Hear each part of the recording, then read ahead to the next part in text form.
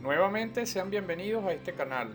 Soy el profesor Antonio Costa y el día de hoy desarrollaremos el último tema del programa de Derecho Administrativo correspondiente al tercer año del área de Derecho de la Universidad Rómulo Gallegos, denominado la responsabilidad del funcionario público. No olviden suscribirse al canal y activar las notificaciones para que sean alertados cada vez que se genere contenido.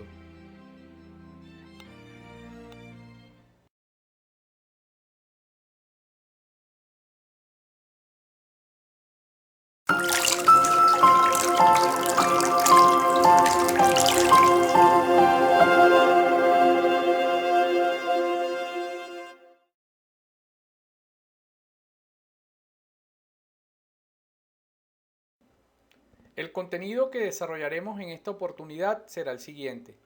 En primer lugar, haremos referencia a la responsabilidad jurídica de manera general, para luego pasar al análisis de cada uno de los tipos de responsabilidades que comprometen los funcionarios públicos en el ejercicio de sus funciones. Asimismo, nos referiremos a la distinción entre la falta personal y la falta de servicio para continuar con el análisis del principio de coexistencia y acumulación de responsabilidades. Seguidamente, haremos referencia exclusiva a la responsabilidad administrativa y en este punto particularmente desarrollaremos las diferencias que existen entre la responsabilidad administrativa del funcionario con respecto a la responsabilidad de la administración pública. De igual manera, analizaremos las bases constitucionales y legales de este tipo de responsabilidad para continuar con su conceptualización, su fundamento, los elementos que la constituyen, los sujetos sobre los cuales puede recaer este tipo de responsabilidad, los órganos encargados de hacerla efectiva y luego analizaremos también los supuestos generadores de responsabilidad administrativa. Obviamente conceptualizaremos estos supuestos, analizaremos las distintas clases que existen y luego pasaremos al análisis del procedimiento para la determinación de responsabilidades. Acá abordaremos las características de este procedimiento y los modos de iniciarlo, lo que es lo mismo, los modos de proceder. Por último, nos referiremos a la ley contra la corrupción y en este punto desarrollaremos en principio el objeto de la ley y por último los sujetos sometidos a su aplicación. En términos generales, la responsabilidad es la capacidad que tiene toda persona de conocer y aceptar las consecuencias de un acto suyo, inteligente y libre, así como la relación de causalidad que une al autor con el acto que éste realice. Para que exista la responsabilidad, el autor del acto u omisión que haya generado una consecuencia que afecte a un tercero, debe haber actuado libremente y en plena conciencia. En lenguaje común, la responsabilidad supone el deber de responder por los actos propios que hayan ocasionado daño a otros. El diccionario jurídico del doctor Guillermo Cabanela establece que la responsabilidad es la obligación de reparar y satisfacer por uno mismo o, en ocasiones especiales, por otro, la pérdida causada, el mal inferido o el daño originado. Es decir, que Cabanelas le da el sinónimo de deuda moral a la responsabilidad. Y de hecho lo es, pues quien es responsable por un acto está obligado a reparar el daño que ha causado. En derecho administrativo, el mismo diccionario indica que en lo que respecta al Estado como persona de derecho público, solo es posible hablar de responsabilidad civil. Es decir, que tiene la obligación de resarcir el daño ocasionado por sí mismo o por terceros de quienes responde. Para la doctora Hildegard Rondón de Sansó, la responsabilidad es la deuda, la obligación de reparar y satisfacer por sí o por otro a consecuencia de un delito, de una culpa o de otra causa legal. Según esta jurista, la responsabilidad puede enunciarse como el efecto desfavorable que recae sobre un sujeto como consecuencia de su conducta, cuando la misma, constituida por una acción u omisión, ha violado una norma jurídica o un pacto contractual establecido, produciéndose en consecuencia un daño. Con respecto a los tipos de responsabilidades en las que incurren los funcionarios públicos en el ejercicio de la función pública, la Sala Político-Administrativa del Tribunal Supremo de Justicia, en sentencia de fecha 9 de mayo del año 2000, identificó cuatro formas clásicas de responsabilidad del funcionario público en el ámbito de la función pública, a saber, la responsabilidad civil, la responsabilidad penal, la responsabilidad disciplinaria y la responsabilidad administrativa. Sin embargo, nuestra Carta Magna en los artículos 222 y 285, numeral 5, agrega también la responsabilidad laboral, la responsabilidad militar y la responsabilidad política. Ahora bien, con respecto a la responsabilidad civil, debe entenderse esta como un tipo de responsabilidad diferente de la responsabilidad patrimonial del Estado, aunque la doctrina venezolana establece que interactúa con ella.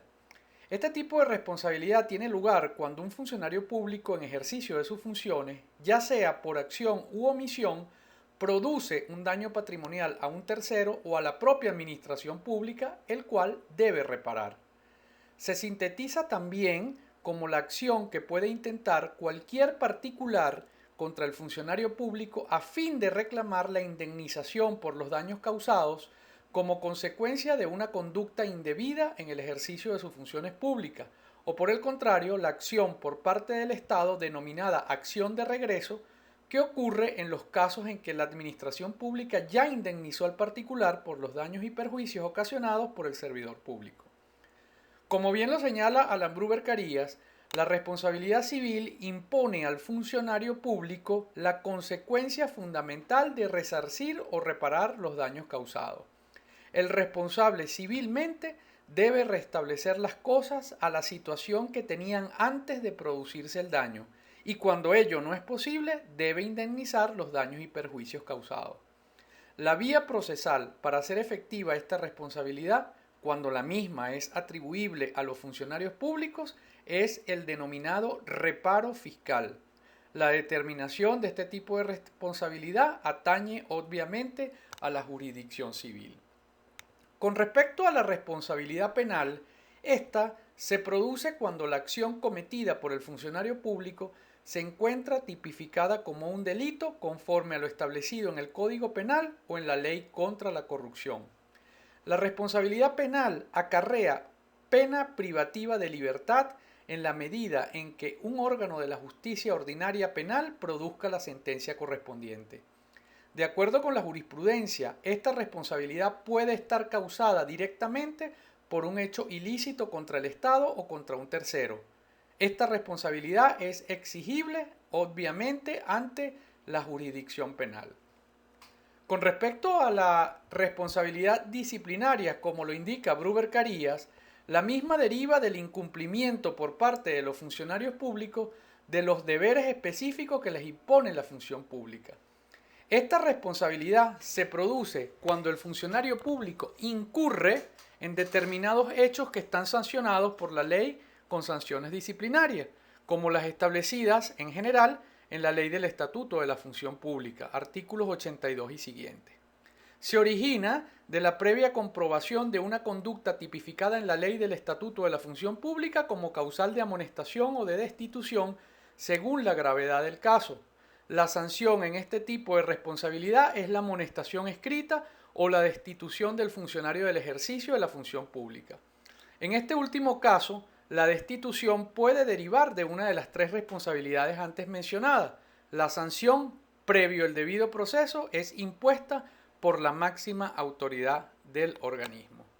Luego tenemos la responsabilidad administrativa, que surge, como bien lo señala Gruber Carías, en los casos de inobservancia o violación por parte de funcionarios públicos y de particulares de normas legales y reglamentarias que regulan sus relaciones con la administración pública. La causa de la responsabilidad administrativa es la violación de una norma legal o reglamentaria, lo que provoca un ilícito administrativo que coloca al sujeto de derecho que incurre en el mismo en la situación de sufrir determinadas consecuencias sancionatorias previstas en la ley. Esta responsabilidad será analizada con mayor amplitud en las láminas siguientes. Luego tenemos la responsabilidad laboral, que es aquella que se desprende de la relación de función pública entre el funcionario y la administración pública. Es un tipo de responsabilidad que se puede asimilar dentro de la responsabilidad disciplinaria de los funcionarios públicos. Asimismo, tenemos la responsabilidad militar, que es un tipo de responsabilidad que deriva del incumplimiento por parte de los funcionarios de la Fuerza Armada Nacional de normas especiales en materia militar que, según el caso, puede ser una especie de responsabilidad disciplinaria o una especie de responsabilidad penal, dependiendo de que la infracción cometida merezca una sanción disciplinaria o una sanción penal. Y por último, tenemos la responsabilidad política. En este sentido, conforme al artículo 222 constitucional, la responsabilidad política de los funcionarios públicos debe ser declarada por la Asamblea Nacional en ejercicio de sus funciones de control sobre el gobierno y la administración pública. La Asamblea Nacional podrá ejercer su función de control mediante algunos mecanismos, como por ejemplo las interpelaciones, las investigaciones, preguntas, autorizaciones, etc. En ejercicio de ese control parlamentario, la Asamblea Nacional puede declarar la responsabilidad política de los funcionarios públicos y solicitar al Poder Ciudadano que intente las acciones a que haya lugar para hacer efectiva tal responsabilidad. Sobre la responsabilidad política se ha pronunciado la Sala Constitucional del Tribunal Supremo de Justicia mediante sentencia de fecha 25 de junio de 2002, en rescisión en la cual estableció que la responsabilidad política era un tipo de responsabilidad en la que solo pueden incurrir las máximas autoridades del Poder Ejecutivo por ser estas las que ocupan cargos de dirección política. Con base en este criterio, la Sala Constitucional señaló en esa sentencia que la Asamblea Nacional solo podía declarar la responsabilidad política del presidente de la República y los ministros como órganos directos que son de aquel. Esta sentencia fue ampliamente criticada debido a que excluyó la figura del vicepresidente ejecutivo de la República. Ahora bien, en cuanto a la falta personal versus la falta de servicio, es necesario identificar la primera como aquella cometida directa o personalmente por el agente que presta sus servicios a la actividad del Estado y en la que responde el funcionario de forma personal con su patrimonio ante un juez civil y de acuerdo, por supuesto, con las reglas establecidas por el derecho privado. La falta personal es, por oposición a la falta de servicio, aquella que se separa del ejercicio de la función. Puede separarse incluso materialmente, como es el caso de la falta cometida fuera del ejercicio de la función y sin vínculo con ésta. Por su parte, la falta de servicio es definida por la doctrina como una falta en el funcionamiento normal del servicio público que incumbe a uno o varios agentes de la administración, pero que no le es imputable personalmente a estos. Por otra parte, en cuanto al principio de coexistencia y acumulación de responsabilidades, es importante destacar que con respecto a la acumulación, la misma está prevista en el artículo 25 constitucional, el cual señala que la violación o menoscabo de los derechos garantizados por la Constitución y la ley acarrearía para los funcionarios públicos que lo ordenen o ejecuten responsabilidad penal, civil y administrativa sin que sirvan de excusas órdenes superiores. En general, las normas reguladoras del ejercicio del poder público aluden al cúmulo de responsabilidades. Sin embargo, aquí cabría preguntarse si ello implica una violación del principio non bis in idem, el cual, pues, a nuestro modo de ver, debe ser interpretado como una derivación de la cosa juzgada, tal como se aprecia en su redacción en el ordinal 7 del artículo 49 constitucional, el cual establece que ninguna persona puede ser sometida a juicio por los mismos hechos en virtud de los cuales hubiese sido juzgada anteriormente. Ahora bien, las decisiones en sede administrativa no producen cosa juzgada verdadera y propia, por cuanto la administración tiene la potestad de modificar e incluso extinguir el contenido decisorio de sus actos por una parte, y por la otra de un mismo hecho pueden nacer diferentes efectos jurídicos, que es lo que determina la posibilidad de acumulación y coexistencia de responsabilidades. Las distintas modalidades de responsabilidad personal que afectan a los funcionarios públicos, sean estas civil, penal, administrativa, disciplinaria, etc., son independientes entre sí, debido a la autonomía de las acciones que pueden intentarse para hacerlas efectivas. como consecuencias de una misma acción u omisión cuya autoría le sea imputable. Sin embargo, las mismas pueden coexistir, por lo que es perfectamente posible que un funcionario público pueda haber comprometido varios tipos de responsabilidades por un mismo acto, hecho u omisión.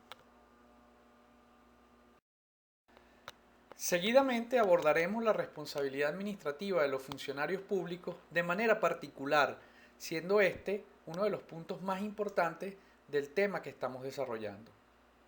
En este sentido, es importante destacar que un amplio sector de la doctrina utiliza erróneamente el término responsabilidad administrativa para referirse a la responsabilidad de la administración pública, es decir, aplica una noción que nada tiene que ver con la primera, sino que por el contrario alude a una situación opuesta a la que sanciona la responsabilidad administrativa. Por eso es que es oportuno destacar que existen diferencias entre la responsabilidad de la administración pública versus la responsabilidad administrativa. En efecto, la responsabilidad de la administración es el daño que deriva para la misma de su conducta contraria a una norma expresa o bien a un acuerdo contraído. La noción de responsabilidad de la administración es análoga a la de responsabilidad en general, calificada por el hecho de que el responsable es el órgano administrativo. La responsabilidad de la administración solo puede ser una responsabilidad de tipo patrimonial, esto es una responsabilidad civil, por cuanto la responsabilidad no patrimonial es la responsabilidad penal, de la cual obviamente son ajenos los entes que son o que están carentes de subjetividad. Por el contrario, la responsabilidad administrativa verdadera y propia es sólo la responsabilidad del sujeto frente a la administración, al cual se le sanciona por haber violado una norma que tutela los bienes de la administración o la ética de la administración. En definitiva, la administración pública es responsable por todos los daños que causen sus autoridades legítimas en ejercicio de su función y sean ocasionados intencionalmente o por dolo o culposamente por negligencia o imprudencia, lo cual, por supuesto, no excluye la responsabilidad personal del funcionario. Esto es lo que constituye el denominado cúmulo de responsabilidades. La responsabilidad de la administración se encuentra comprometida cuando por intención, negligencia o imprudencia la actividad administrativa ha causado un daño al administrado. La actividad administrativa, por su parte, es aquella realizada por una autoridad pública que se manifiesta por medio de actos administrativos, hechos jurídicos administrativos y o relaciones jurídico-administrativas. Por tanto, hay responsabilidad de la administración extracontractual cuando, por intención, negligencia o imprudencia, los actos y hechos jurídico-administrativos han causado un daño al administrado.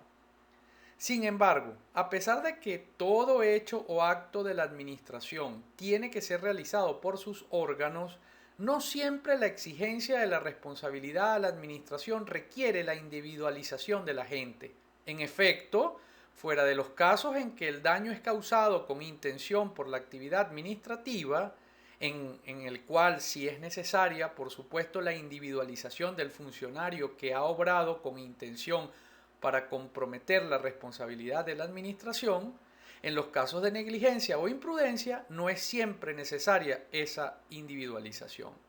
Cuando, por ejemplo, un servicio público ha funcionado mal o no ha funcionado o ha funcionado tardíamente, la negligencia o la imprudencia en el actuar de los funcionarios encargados de hacer funcionar bien ese servicio no necesita ser individualizada e identificado el funcionario, sino que basta con que esos hechos se hayan producido para comprometer la responsabilidad de la administración, probando obviamente el daño que ese mal funcionamiento o funcionamiento tardío o esa ausencia de funcionario del servicio público haya producido al administrado reclamante.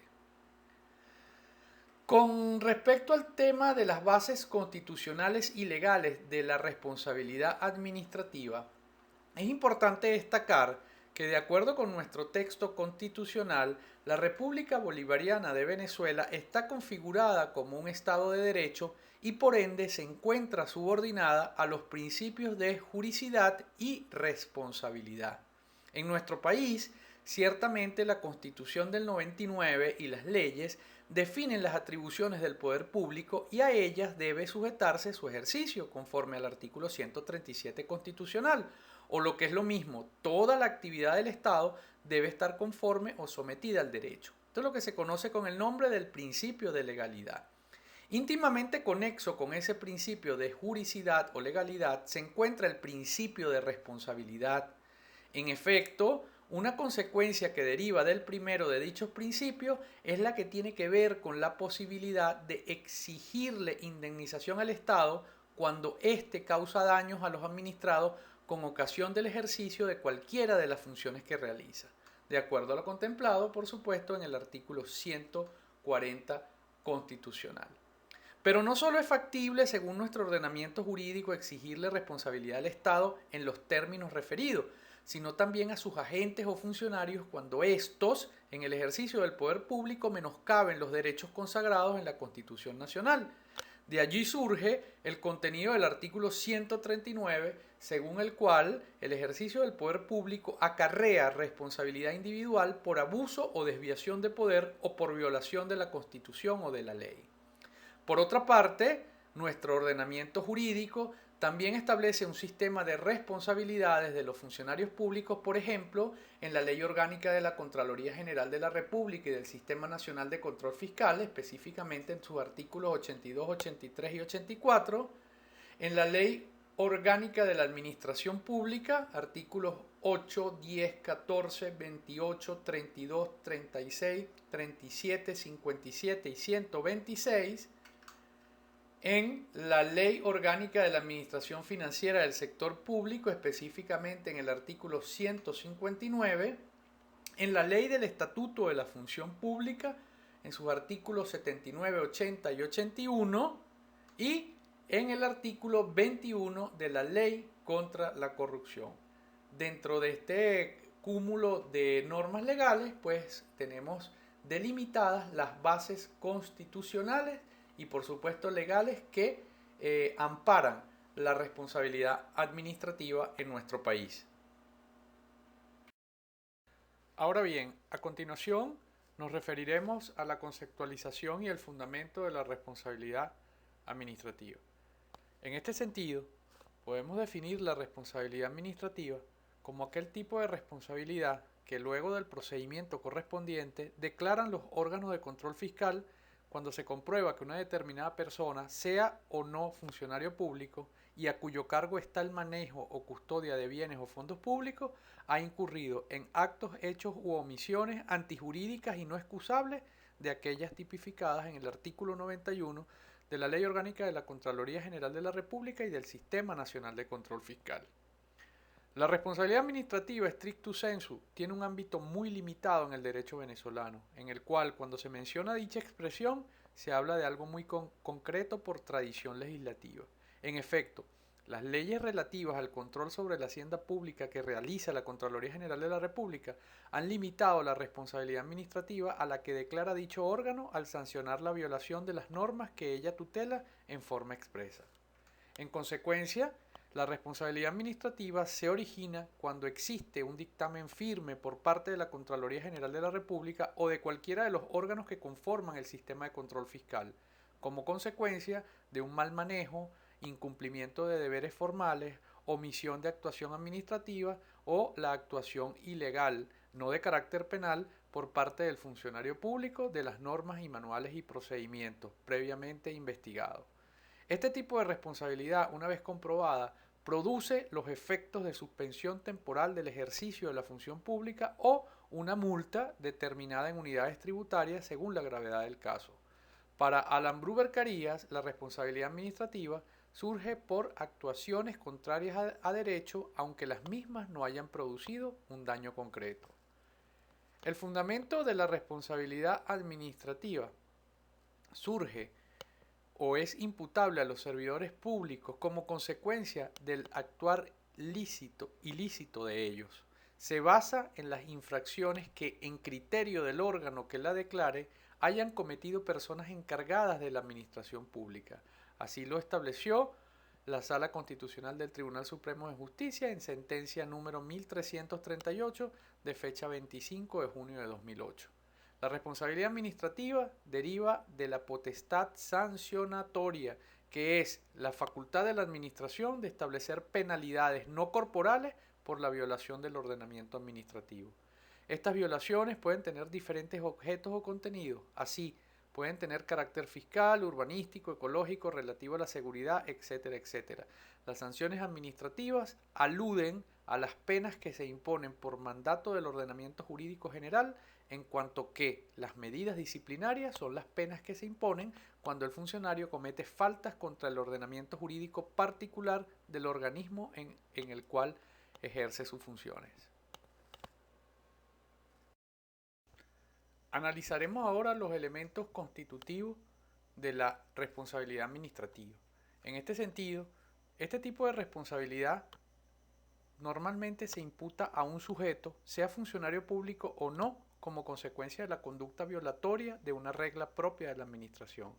Asimismo, deriva de la inobservancia o violación por parte de funcionarios públicos o de particulares de normas legales y reglamentarias que regulan sus relaciones con la administración pública. La declaratoria de responsabilidad administrativa constituye también una sanción de naturaleza moral que implica la imposición de una sanción pecuniaria, es decir, una pena no corporal. Es competencia, por supuesto, de los órganos de control fiscal y se hace efectiva mediante un procedimiento administrativo que concluye en un acto administrativo. El acto que agota la esfera administrativa es recurrible vía jurisdiccional ante la jurisdicción contenciosa administrativa y por último la sanción moral se materializa con la publicación del auto de responsabilidad administrativa.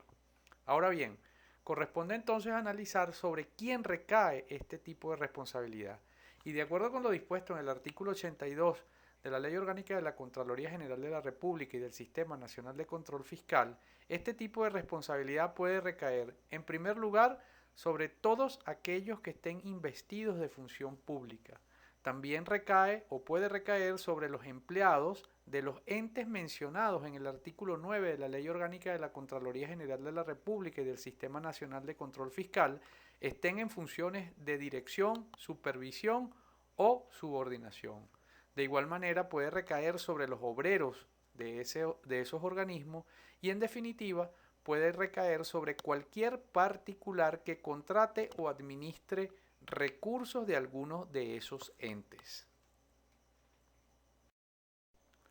Otro punto importante que se debe analizar en este tema es aquel referido a los órganos encargados de hacer efectiva la responsabilidad administrativa.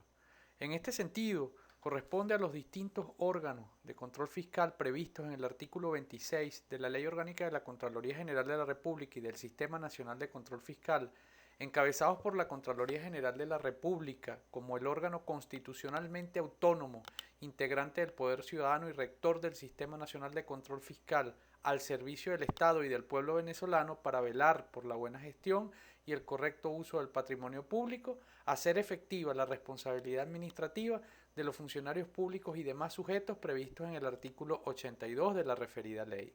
Así se desprende tanto del artículo 93 numeral primero de la Ley Orgánica de la Contraloría General de la República y del Sistema Nacional de Control Fiscal, como de los artículos 95 y siguientes de IUDEN, los cuales prevén que el órgano de control fiscal respectivo iniciará el procedimiento para la determinación de responsabilidades o la potestad investigativa cuando surgieren suficientes elementos de convicción o prueba que involucren a un funcionario público o a un particular con alguno de los actos, hechos u omisiones establecidos en el artículo 91 de la Ley Orgánica de la Contraloría General de la República y del Sistema Nacional de Control Fiscal. A continuación nos referiremos a los supuestos generadores de responsabilidad administrativa. En este sentido, dichos supuestos constituyen aquellas situaciones o casos por actos, hechos u omisiones previstos en el ordenamiento jurídico en los cuales puede incurrir cualquier funcionario público en el ejercicio de sus funciones o inclusive un particular cuando tenga bajo su responsabilidad la guarda, custodia y o administración de bienes y fondos públicos. Los supuestos generadores de responsabilidad son todos aquellos casos en los cuales los funcionarios públicos que tienen a su cargo o intervienen en cualquier forma en la administración, manejo o custodia de bienes o fondos públicos han incurrido en errores, omisiones o negligencias. Una de las características más resaltantes de las responsabilidades administrativas es que la naturaleza de la falta es personal, por cuanto obedece a los supuestos concretos que la determinan y por ello no se extiende al jerarca ni a los superiores del autor material. Si se quiere determinar conceptualmente en qué consisten los supuestos legales, su análisis revela la presencia de dos elementos. En primer lugar, la violación de la ética administrativa del funcionario y en segundo lugar, el daño patrimonial. El segundo elemento es casi siempre consecuencia del primero y generalmente ambos están presentes en la misma falta. Muchas veces el daño no está presente, pero el legislador presupone que la realización del hecho puede acarrearlo. Con respecto a las clases de supuestos generadores de responsabilidad administrativa, nuestro ordenamiento jurídico lo clasifica de la siguiente manera. En primer lugar, unos supuestos asociados a la jerarquía de los funcionarios. En esta primera categoría pueden incurrir o pueden darse ilícitos en los que pueden incurrir funcionarios públicos de cualquier nivel jerárquico y son aquellos que están contemplados en el artículo 91 de la Ley Orgánica de la Contraloría General de la República y del Sistema Nacional de Control Fiscal. Frente a estos ilícitos están otros en los cuales solo pueden incurrir las máximas autoridades, los niveles directivos y gerenciales del ente u organismo. Estos supuestos se aplican de manera adicional a los establecidos en la categoría anterior y los mismos están contemplados en el artículo 92 de la Ley Orgánica de la Contraloría General de la República y del Sistema Nacional de Control Fiscal. Luego tenemos unos supuestos derivados de la violación de la ética administrativa, es decir, los actos de corrupción administrativa contemplados en el artículo 91, numerales 4, 5, 6, 7, 16 y 19 de la Ley Orgánica de la Contraloría General de la República y del Sistema Nacional de Control Fiscal. Aquí podemos agrupar o, mejor dicho, ubicar la celebración de contratos por interpuesta persona, el uso de trabajadores, bienes y recursos para fines privados, la falsedad en la expedición de licencias y certificados, las órdenes de pagos para obras no suministradas o realizadas, permitir el acaparamiento de planillas y formularios y permitir el desmejoramiento de las acciones del Estado. Luego tenemos unos supuestos relativos a los daños reales o temidos al patrimonio público y son aquellos previstos en el referido artículo 91, numerales 1, 2, 8, 12, 17 y 18 de la Ley Orgánica de la Contraloría General de la República y del Sistema Nacional de Control Fiscal. Estos son, por ejemplo, la contratación de obras en forma directa, la negligencia en la preservación de los bienes de los entes públicos, el endeudamiento sin control, la adquisición de compromisos que puedan afectar la responsabilidad de los entes y la adquisición excesiva de bienes y servicios, así como los denominados gastos suntuosos o innecesarios. Luego tenemos los supuestos relativos a conductas contrarias a los órganos de control fiscal. Y estos son los contemplados en el ya referido artículo 91, específicamente los numerales 24, 26 y 27, así como también el artículo 94 de la Ley Orgánica de la Contraloría General de la República y del Sistema Nacional de Control Fiscal. Por ejemplo, acá ubicamos el entrabamiento de las funciones contraloras, incurrir en errores u omisiones reiterados en la tramitación de asuntos referentes al control fiscal,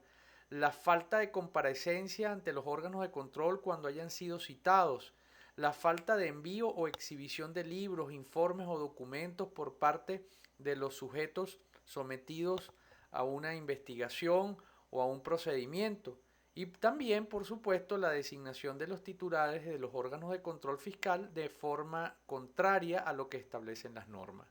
Y por último, tenemos la categoría de supuestos previstos en la ley contra la corrupción, En este sentido, el artículo 33 de la referida ley hace mención a causales relacionadas con la omisión de la presentación de la declaración jurada de patrimonio dentro de los términos previstos en dicha norma, así como también la no participación en los nombramientos, toma de posesión y remociones, la omisión por parte de las máximas autoridades de medidas preventivas y la obstaculización o entrabamiento de las diligencias de auditoría patrimonial. A continuación, haremos una breve referencia al procedimiento para la determinación de responsabilidades administrativas y nos referiremos específicamente a las generalidades y características del mismo. Es importante destacar que este procedimiento administrativo está contemplado en los artículos 95 y siguientes de la Ley Orgánica de la Contraloría General de la República y del Sistema Nacional de Control Fiscal, así como también en los artículos 84 y siguientes de su reglamento. Este procedimiento tiene lugar una vez que finaliza la fase de potestad investigativa o de investigación previa y constituye la segunda etapa que debe seguir el órgano de control fiscal a la hora de la determinación de responsabilidades. Es un procedimiento oral, público, breve y simplificado que desarrolla los principios constitucionales relativos a la celeridad, oralidad y publicidad de los actos procesales. En cuanto a sus características, es menester indicar que para iniciar el procedimiento es necesario que el órgano de control cuente con suficientes elementos de convicción y pruebas, pues el mismo no puede iniciarse a través de simples indicios. Además, es un procedimiento netamente administrativo, pues las decisiones que se producen no son sentencias, sino actos administrativos de control. De igual manera, es un procedimiento no contencioso, pues no hay partes contrapuestas, no hay un juicio contradictorio, no hay litis, son sencillamente órganos de control ejerciendo funciones administrativas. Además, tiene ciertos rasgos inquisitivos, pues la iniciativa de la investigación le corresponde al órgano de control fiscal. Aunado a esto, es un procedimiento breve, simplificado, oral y público, además de ser uniforme o unificado, lo cual quiere decir que en un mismo procedimiento puede tramitarse la declaración de responsabilidades administrativas, así como también la imposición de multa y o la formulación de los reparos fiscales. Con respecto a las formas de iniciar este procedimiento especial para la determinación de responsabilidades administrativas, o lo que la doctrina ha denominado los modos de proceder,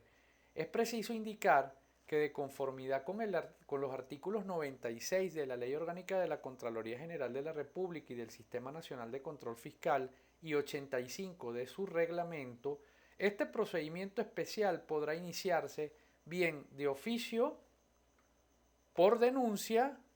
o a solicitud de cualquier ente u organismo. Cuando nos referimos al inicio del procedimiento de oficio, es importante que existan suficientes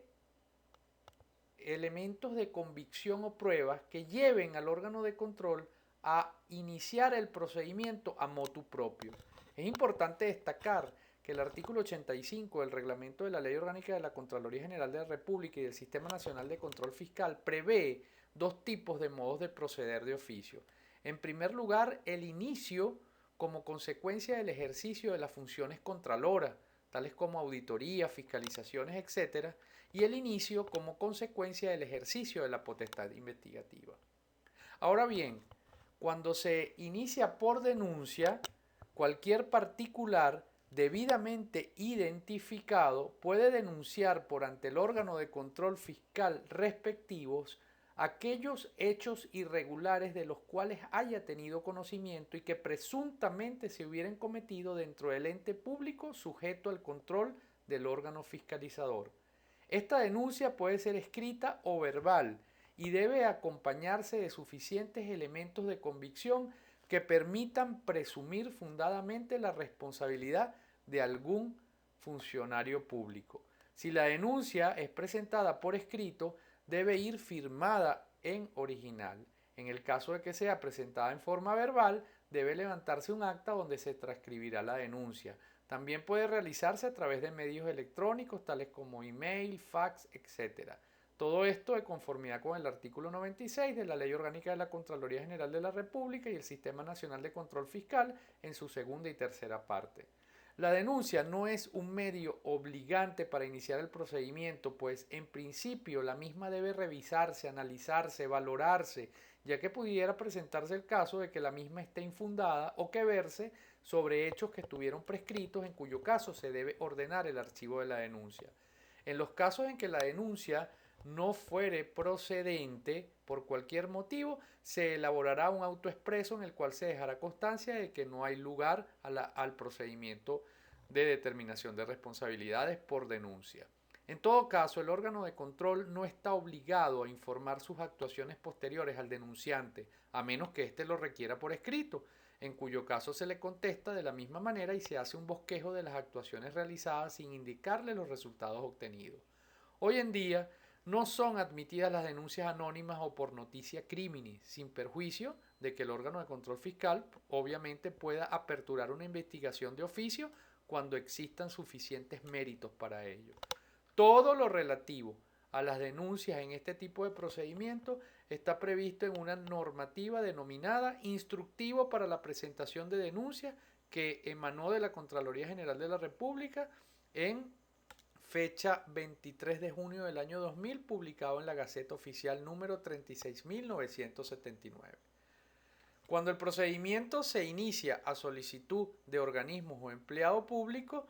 en este caso son los propios empleados de cualquier organismo quienes solicitan la apertura del procedimiento y la valoración de dicha solicitud es similar a la valoración de la denuncia, es decir, se aplican las mismas reglas indicadas ya con respecto a la tramitación de la denuncia para iniciar el procedimiento para la determinación de responsabilidades administrativas. Ya para finalizar, haremos referencia a la ley contra la corrupción, específicamente su objeto y los sujetos que están sometidos a su aplicación.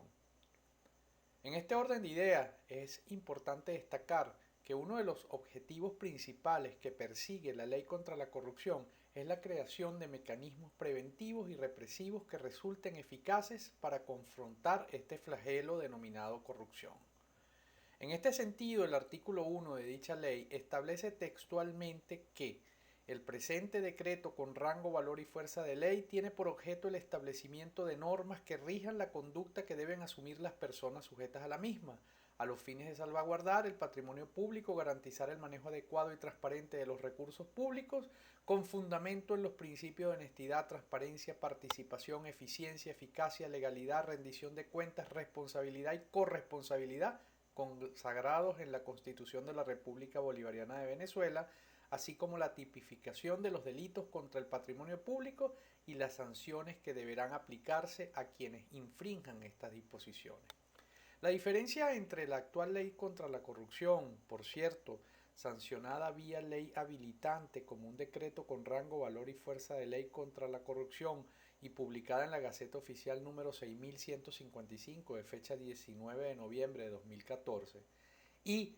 la derogada Ley Orgánica de Salvaguarda del Patrimonio Público, es que la primera no solo es una ley represiva, pues no se detiene únicamente en el establecimiento de sanciones administrativas y penales contra los funcionarios públicos que infrinjan las normas allí previstas, sino que también busca crear mecanismos preventivos que procuren dotar de mayor transparencia la administración de recursos públicos.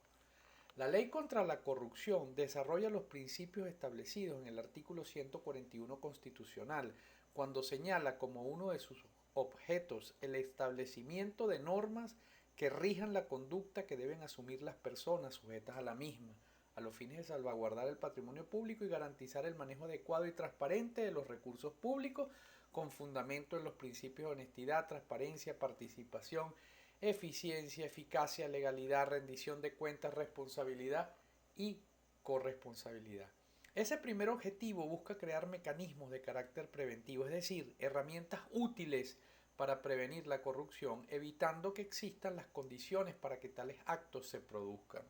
El artículo 1 además se refiere a otro de los objetivos de la ley contra la corrupción, que no es otro que la tipificación de los delitos contra la cosa pública y las sanciones que deberán aplicarse a quienes violen esas disposiciones y cuyos actos, hechos u omisiones causen daño al patrimonio público. Este segundo objetivo es netamente represivo, pues se trata de establecer sanciones para los funcionarios públicos que incurran en actos que estén tipificados como delitos o sanciones administrativas, y con ello se utiliza la sanción administrativa y la pena como mecanismos de disuasión frente a la comisión de hechos de corrupción.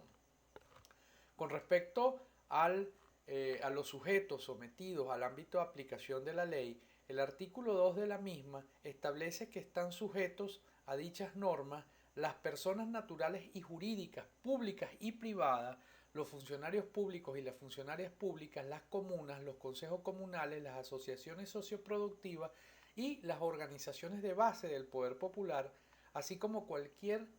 otra forma de organización popular cuando manejen y custodien fondos públicos. De esta manera hemos concluido el programa de nuestra asignatura, esperando por supuesto que todos los temas aquí abordados hayan sido de utilidad para ustedes y por supuesto que sean de muchísima utilidad para su futura vida profesional. Muchísimas gracias por su atención.